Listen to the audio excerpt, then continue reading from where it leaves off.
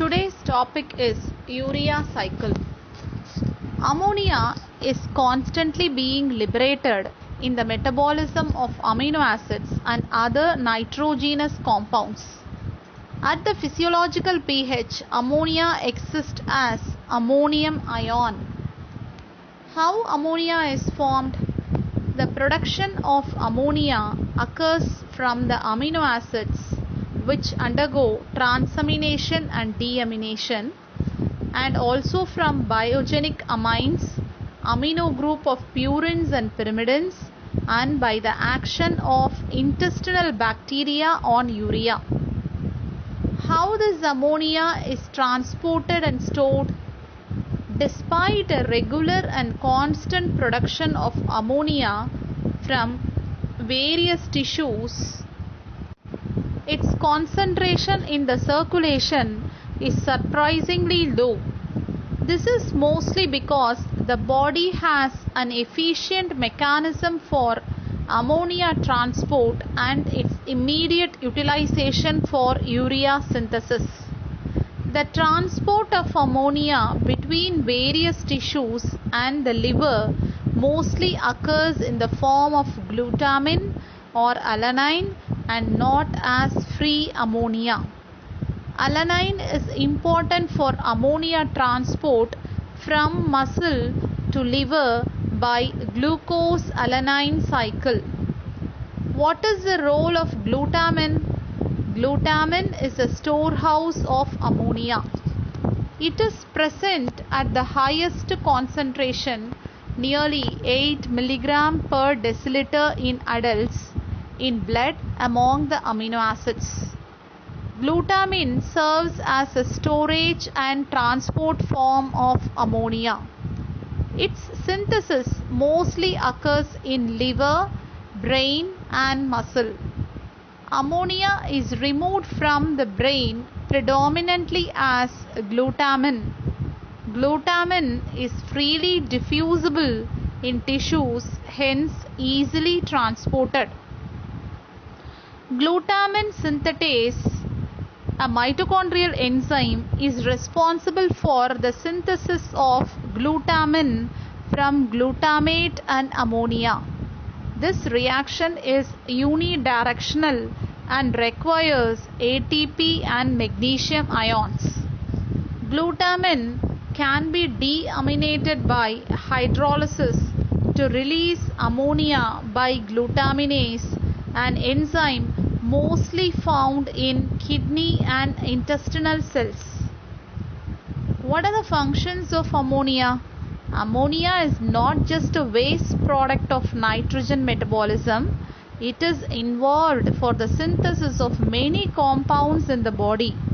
These include non-essential amino acids, purines, pyrimidines, amino sugars, asparagine, etc. Ammonium ions are very important to maintain acid-base balance of the body. How this ammonia is disposed? The organisms during the course of evolution have developed different mechanisms for the disposal of ammonia from the body. The animals in this regard are of three different types. They are ammonotelic, uricotelic and ureotelic. Ammonotelic are the aquatic animals which dispose of ammonia into the surrounding water. Uricotelic animals will be converting ammonia into uric acid. Example, we can say reptiles and birds. Ureotelic animals are the mammals including man who can convert ammonia into urea. Urea is a non-toxic and soluble compound, hence easily excreted out of the body. Toxicity of ammonia. Even a marginal elevation in the blood ammonia concentration is harmful to the brain. Ammonia, when it accumulates in the body, results in slurring of speech and blurring of vision and causes tremors. It may lead to coma, and finally death if not corrected. What is hyperammonemia? Elevation in blood ammonia level may be genetic or acquired. This elevation in blood ammonia is called as hyperammonemia. Impairment in urea synthesis due to a defect in any one of the 5 enzymes is described in urea synthesis. All these disorders lead to hyperammonemia and cause hepatic coma and mental retardation. The acquired hyperammonemia may be due to hepatitis, alcoholism, etc., where the urea synthesis becomes defective, hence ammonia accumulates. The reaction catalyzed by glutamate dehydrogenase probably explains you the toxic effects of ammonia in brain. Alpha ketoglutarate plus ammonia gives glutamate with NADPH as a coenzyme.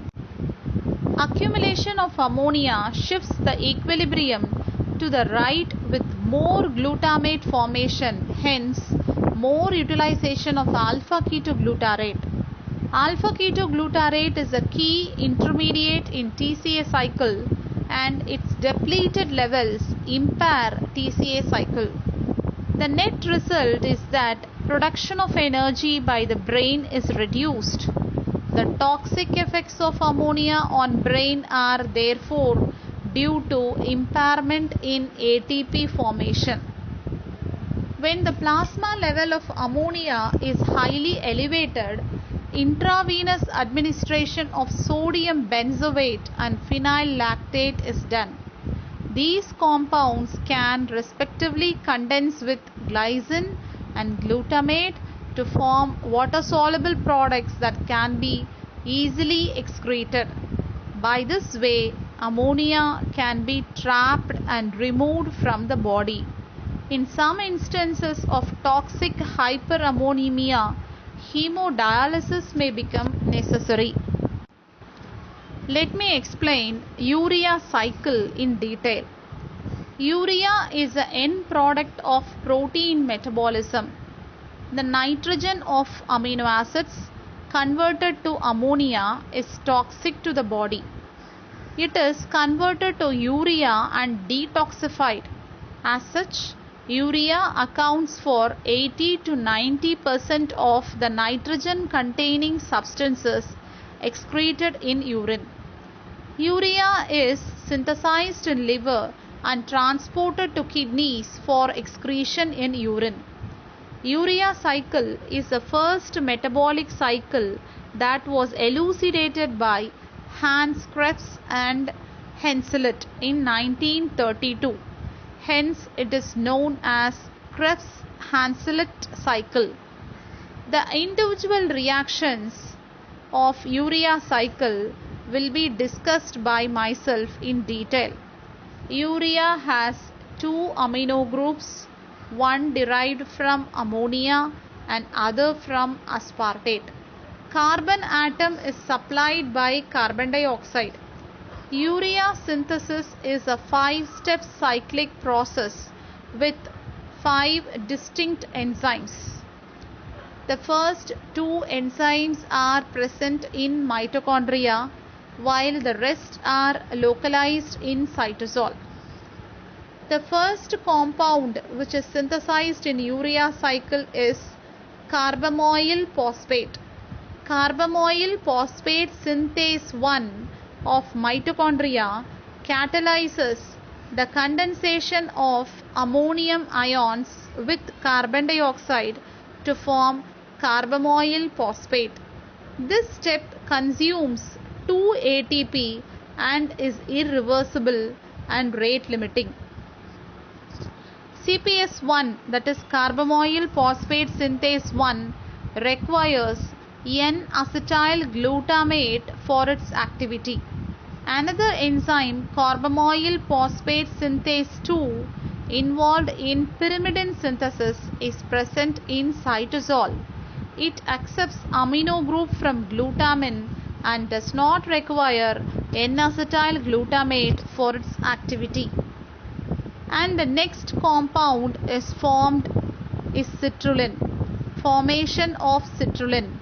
Citrulline is synthesized from carbamoyl phosphate and ornithine by ornithine transcarbamylase. Ornithine is regenerated and used in urea cycle. Therefore, its role is comparable to that of oxaloacetate in citric acid cycle. Ornithine and citrulline are basic amino acids. They are never found in protein structure due to lack of codons. Citrulline produced in this reaction is transported to cytosol by a transporter system. The next compound formed in urea cycle is arginosuccinate. Arginosuccinate synthase condenses citrulline with aspartate to produce arginosuccinate. The second amino group of urea is incorporated in this reaction.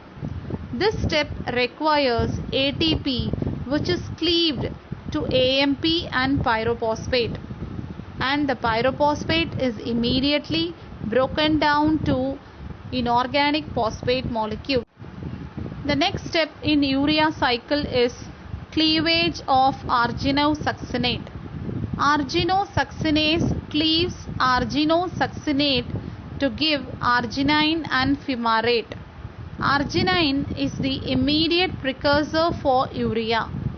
Fumarate liberated here provides a connecting link with TCA cycle, gluconeogenesis, etc.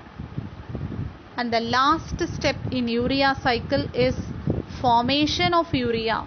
Arginase is the fifth and final enzyme that cleaves arginine to yield urea and ornithine. Ornithine, so regenerated, enters mitochondria for its reuse in the urea cycle. Arginase is activated by CO2 plus and Mn2 plus. Ornithine and lysine compete with arginine. They compete with arginine, and arginase is mostly found in the liver, while the rest of the enzymes of urea cycle are also present in other tissues. For this reason, arginine synthesis may occur to varying degrees in many tissues, but only the liver can ultimately produce urea. The urea cycle is irreversible and consumes 4 ATPs. 2 ATPs are utilized for the synthesis of carbamoyl phosphate. 1 ATP is converted to AMP and pyrophosphate to produce arginosuccinate, which equals to 2 ATP. Hence, 4 ATP molecules are actually consumed. The first reaction catalyzed by carbamoyl phosphate synthase 1 is the rate limiting reaction or committed step in urea synthesis. CPS1 is allosterically activated by N-acetyl glutamate. It is synthesized from glutamate and acetyl-CoA by synthase and degraded by a hydrolase. The rate of urea synthesis in liver is correlated with the concentration of N-acetyl glutamate. High concentrations of arginine increase NAG, that is N-acetyl glutamate. The consumption of a protein-rich meal increases the level of N-acetyl glutamate in liver, leading to enhanced urea synthesis. Carbamoyl phosphate synthase 1 and glutamate dehydrogenase are localized in the mitochondria. They coordinate with each other in the formation of ammonia and its utilization for the synthesis of carbamoyl phosphate. The remaining 4 enzymes of urea cycle are mostly controlled by the concentration of their respective substrates. Urea produced in the liver freely diffuses and is transported in blood to kidneys and excreted.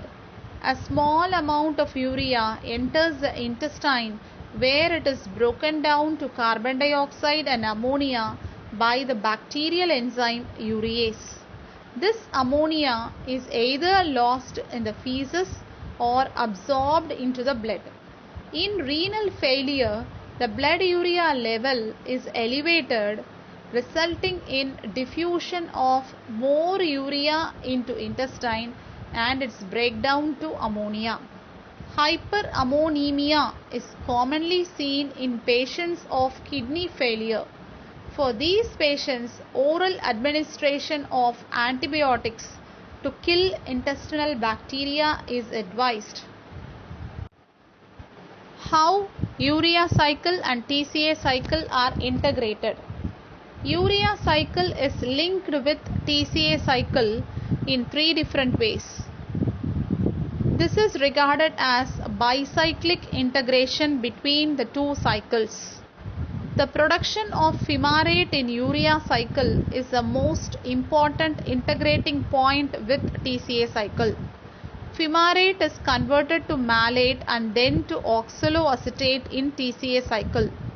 Oxaloacetate undergoes transamination to produce aspartate, which enters urea cycle. Here it combines with citrulline to produce arginosuccinate. Oxaloacetate is an important metabolite which can combine with acetyl-CoA to form citrate and get finally oxidized. Oxaloacetate can also serve as a precursor for the synthesis of glucose. ATP are generated in the TCA cycle, while 4 ATP molecules are utilized for urea synthesis. Citric acid cycle will be generating 12 ATPs and 4 ATP molecules are utilized for urea synthesis. Citric acid cycle is an important metabolic pathway for the complete oxidation of various metabolites to carbon dioxide and water. The carbon dioxide liberated in TCA cycle can be utilized in urea cycle. There are some metabolic disorders of urea cycle which may be due to the defects in the enzymes associated with urea cycle. Metabolic defects associated with each of the 5 enzymes of urea cycle are going to be discussed now.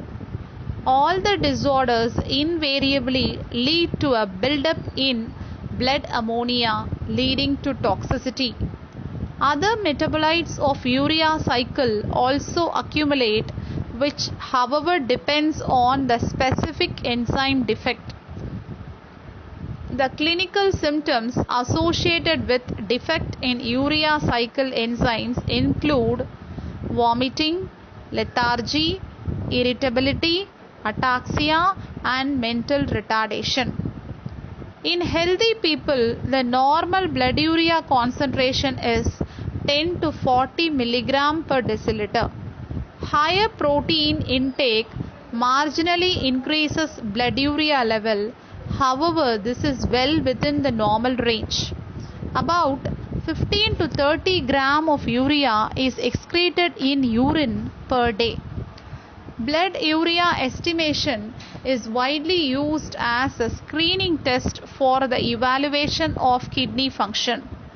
It is estimated in the laboratory either by urease method or diacetyl monoxime procedure.